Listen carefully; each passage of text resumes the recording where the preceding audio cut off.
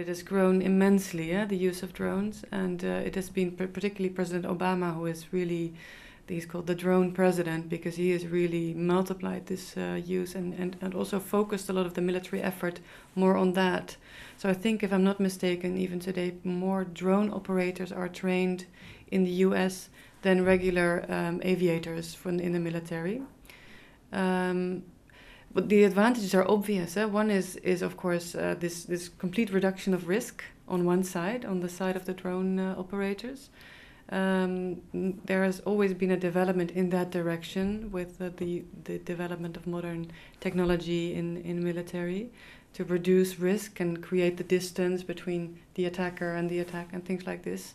But now it is of course there's a complete now reduction of risk to zero.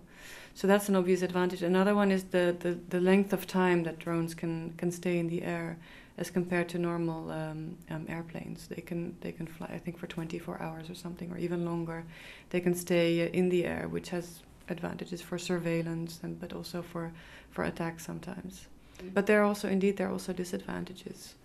One is also this asymmetry in risk. It is something to be explored as well and to be discussed and to be researched, what it really means if one in a war situation, if one side bears all the risk, whether it is even still a war, whether it even can still be called a war, or whether it is something else. There's also lots of discussions and things we don't know about psychological impact on both sides, actually, of this new kind of strange encounter in warfare.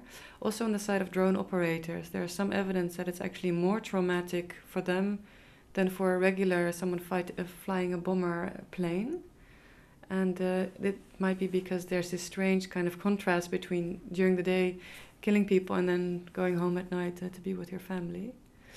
But I suppose that for me the biggest disadvantage is the way that drones are being used.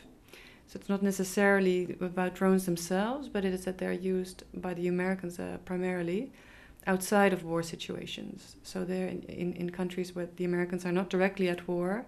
They're simply being used for targeted killings, or that's what they call it. Particularly in Pakistan and Yemen, this is happening. Executions of suspected enemies.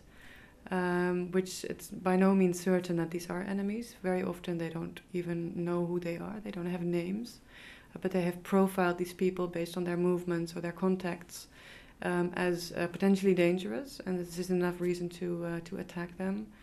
There's a lot of often collateral damage, other people getting killed, women, children, houses being destroyed. So there's a huge, that whole practice of targeted killings outside of war situations is a hugely problematic practice in many ways, legally as well. I think we'll maybe come to that later. Morally, but also because of the precedent it sets for other users. So for me, this is the main issue at the moment with the use of drones.